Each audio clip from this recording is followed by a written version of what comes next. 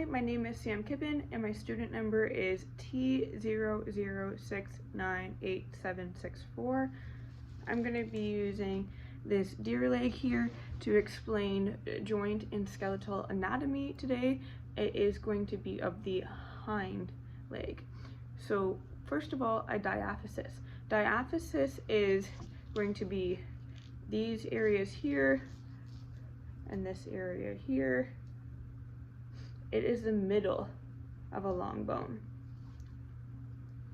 If we're going to be talking about the epiphysis or epiphyseal plates, the epiphyseal plates are going to be the growth plates, and you can find them on the proximal and distal areas of our long bone.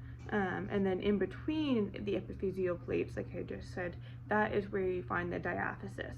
So the epiphyseal plates are going to be right here and right here. This is the epiphyseal plates of the femur. You can see the epiphyseal plates in this bone in particular. They are quite yellow in color. They're not red in color. If this was a younger animal, we would be seeing a lot more red in color, and this would be a much more active site. But this animal is mature, therefore these areas have become a lot more yellow and non-active, as this is the growth plate area of the bone. If we're talking about cortex or compact bone, so the cortex or the compact bone is going to be the hard areas of the bone, and you can see right along the edges here of this bone, of this femur, you can see that this is the cortex or the compact bone. The nutrient foramen. The nutrient foramen on this bone is going to be right here. This is a nutrient foramen. The nutrient foramen has a nutrient artery that runs right through it, and the nutrient artery is going to go right through to the medullary cavity, which is in right here. I've already removed the bone marrow right here, and this is going to be the medullary cavity. The importance of the nutrient foramen is that it does have a nutrient artery going through it. So the blood is going to be run through into the medullary cavity here, and it's going to be bringing nutrients, and it really allows for growth in the bone and repair of the bone. If we're talking about the periosteum is going to be the outside layer right here of the bone.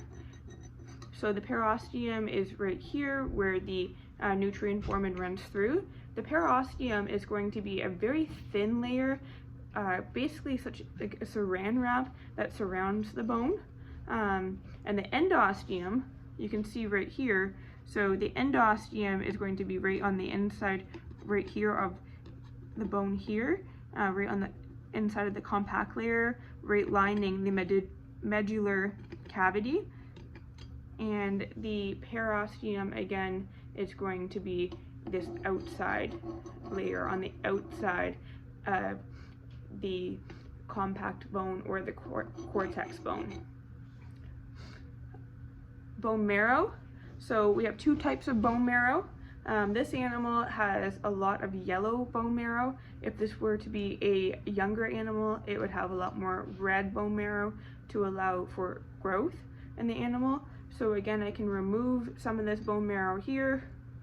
So just going like this, and this bone marrow will pop right out of there, which will expose the medullary cavity. So the medullary cavity is now exposed now that that bone marrow is not there. There we go. A joint capsule. A joint capsule is what holds the joint together. So you would have a joint capsule right here in the patella area of this hind leg. And the joint capsule is what holds the joint together, like I said. So there's going to be a lot of fibrous material in here to help to hold the joint together, and it's going to have a lot of ligaments in this area as well, and on top of that it's going to be or beside it is going to be a lot of articular cartilage, and the articular cartilage is going to be what allows the bone to really move back and forth. On top of the joint capsule, however, we're going to have a synovial membrane. So a synovial membrane is going to be anywhere in the joint that the articular cartilage is not. And the synovial membrane is going to secrete synovial fluid. And the synovial fluid is really important in that it allows the bacteria and the white blood cells and all of that to flow. The synovial membrane is going to be full of blood vessels, which is really important because the articular cartilage does not have any blood vessels. Therefore, we can't get any of that fluid, which we really need for the gliding motion of the joint. So that is where the synovial membrane comes into play, and the synovial fluid. If you have a veterinarian, oftentimes in large animal, that wants to do a joint tap, you'd be doing the joint tap to secrete or excrete the synovial fluid, and they would be looking for things like blood in there or hard bone material, and that would tell us the quality of the synovial fluid, which can be really important when diagnosing things like arthritis. We want to know what the quality of that synovial fluid is. So again, hyaline cartilage. So hyaline cartilage and articular cartilage are very similar. However, articular cartilage is going to be anywhere on a joint, whereas hyaline cartilage is going to be the cartilage on the ends of the long bone here. That would be the hyaline cartilage. It's going to be near the epiphyseal plates. We're also going to have a lot of spongy bone near the epiphyseal plates. We can call the spongy bone the cancellous bone or spongy bone. Both terms are acceptable.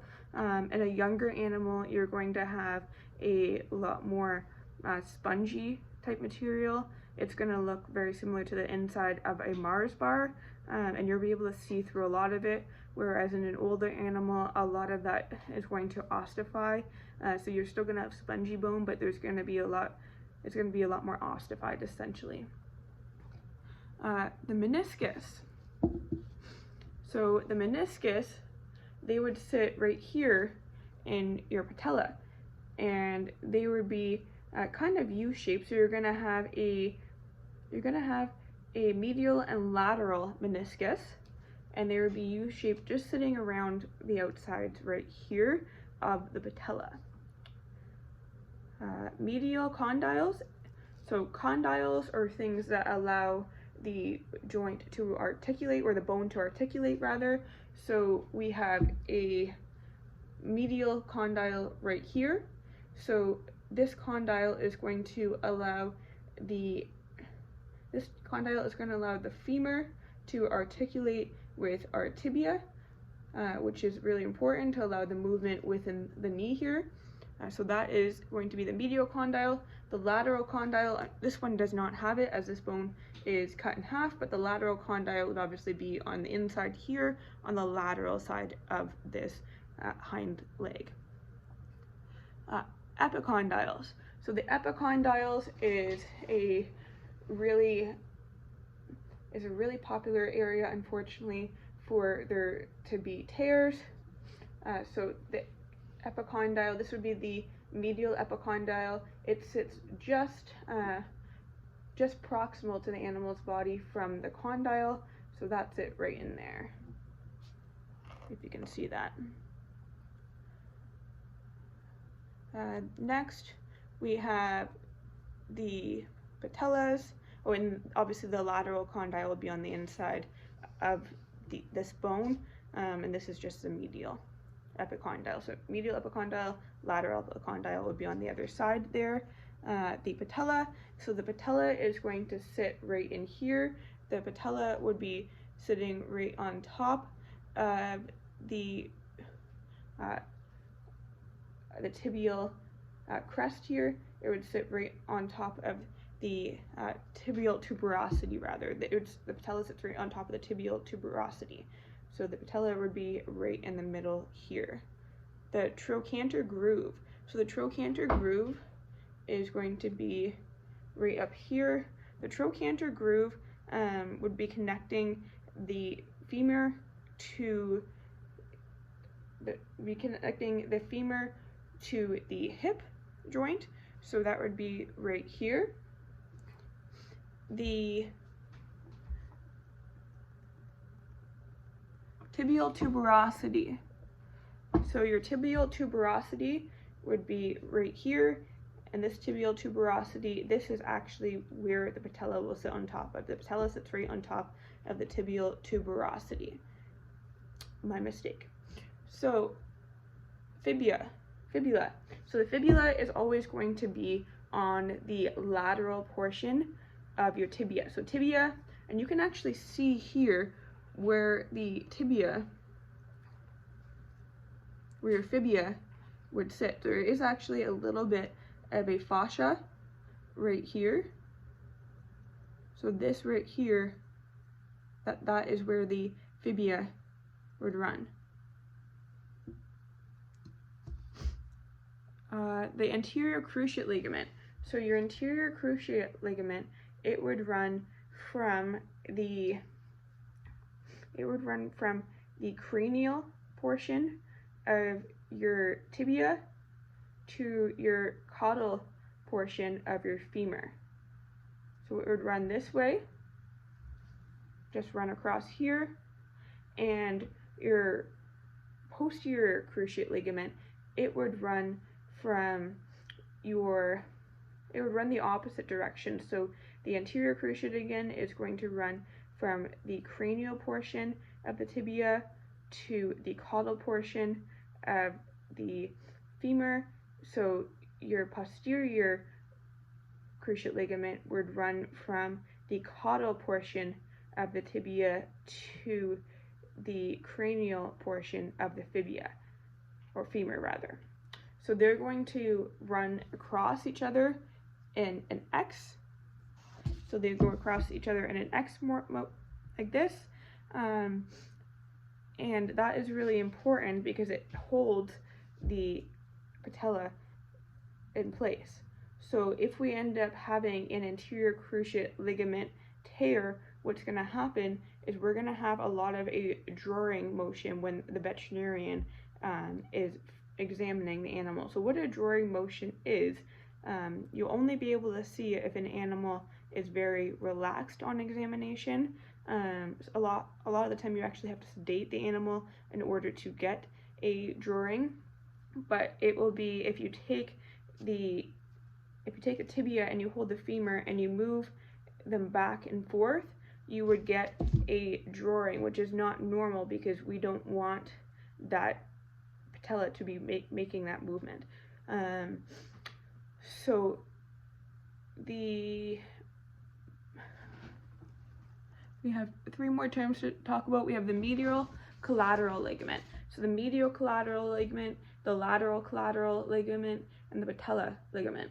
So we have the patella ligament. The patella ligament would run right here across the front of the knee, and the medial collateral ligament would run right here. We can actually see right here a foramen where the medial collateral ligament would come out. So that is the foramen right there, and the medial collateral ligament would run right here to help support the patella, and then the patella ligament, of course, right along here, and the lateral collateral ligament would be right in here, right near the tibial crest. So that is going to be right here, and you can also see the foramen for that right here.